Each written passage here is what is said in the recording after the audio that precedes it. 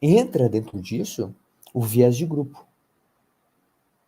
Os humanos tendem a favorecer os membros do seu próprio grupo social, em detrimento dos estranhos, o que provavelmente evoluiu como um mecanismo de cooperação e proteção dentro dos grupos.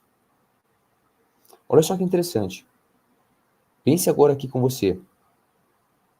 Vamos pensar na atual situação que o Brasil está passando, né? Eu não sei quando você vai estar assistindo essa gravação, essa aula, mas agora estamos no mês de abril. Provavelmente em um ano eleitoral, se aproximando de eleições, sempre nós temos uma intensificação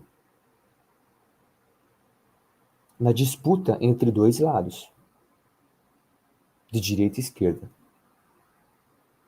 E a partir dessa disputa entre esses dois lados, aqui, nessa perspectiva da psicologia evolutiva, principalmente nesse viés de grupo, fica escancarado a maneira como as pessoas, mesmo pessoas da mesma família, conseguem ter uma escancarada briga, repulsa, raiva um do outro, entre irmãos, entre pai e filha, ou mãe e filho, mãe e filha, primos.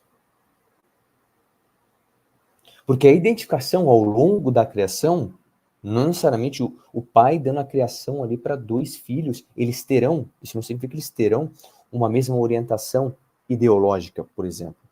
Há outros fatores como os amigos, na adolescência, na faculdade, os traumas vivenciados, as decisões que essa pessoa teve, se as consequências foram de arrependimento.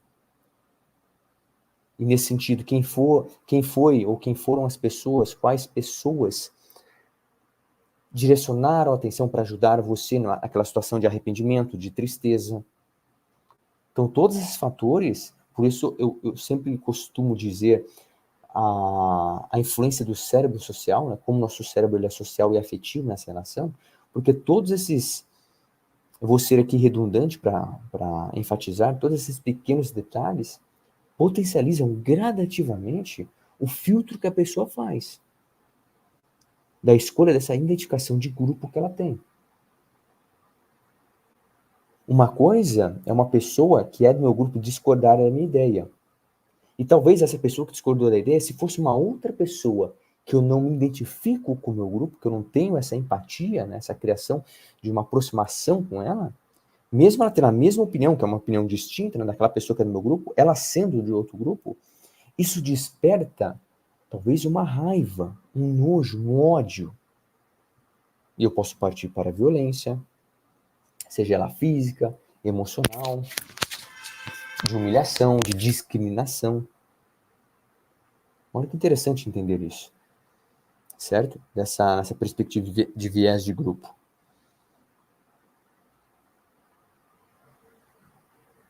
E dentro da psicologia evolutiva, nós vamos ter também um altruísmo recíproco.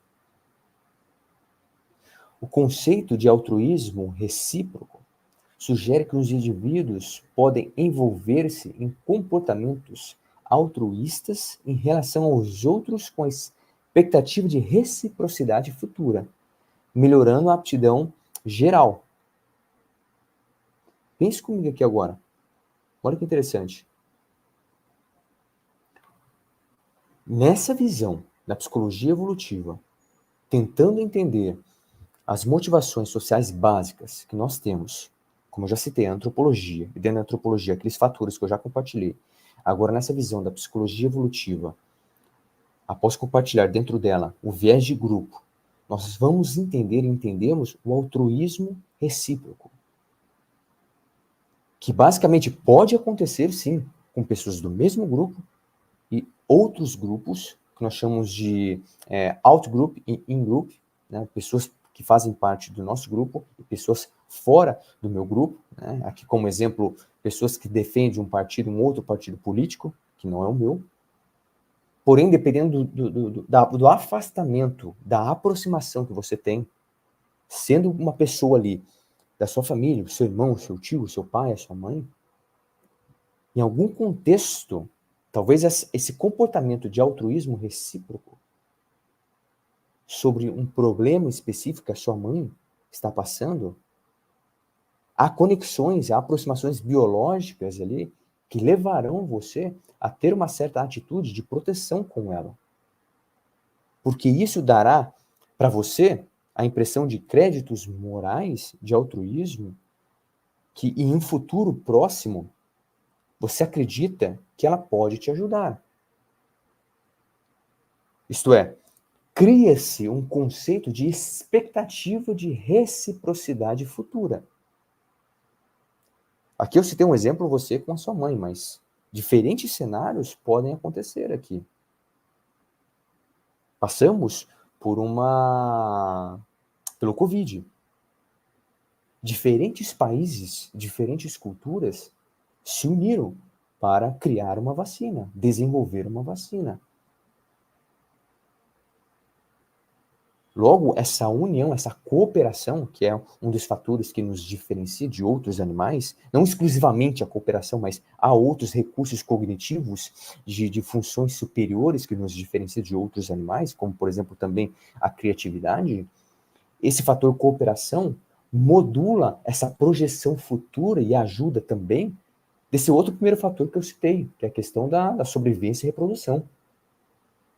Veja como é interessante entender esses pontos, esses diferentes fatores, que eu vou citar mais na frente pela perspectiva das neurociências afetiva e social, como diferentes pontos cego, porque muitas vezes nós não temos a consciência absoluta, são atos, fenômenos inconscientes, que empurram a maneira como nós julgamos, avaliamos uns aos outros, temos um pré-conceito, isto é, um conceito criado antes mesmo de conhecer o contexto real.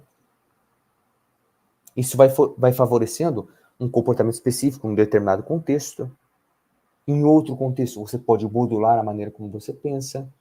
E temos um outro fator aqui que pode acontecer, que é a conformidade. Na psicologia social, eles chamam esse fator, esse fenômeno de conformidade.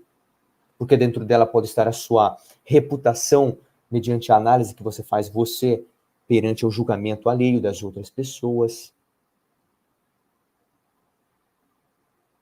Veja que aqui, você assistindo esse fragmento, assistindo essa aula, você talvez concorde comigo, ou está discordando de mim. Ah, Matheus, talvez esse contexto, eu sei que eu me comportaria dessa maneira. Nós somos muito bons em tentar fazer essa predição, né? O cérebro humano, ele trabalha em predições. Agora, no contexto específico que de fato acontece, você pode mudar o seu comportamento. O seu comportamento vai mudar.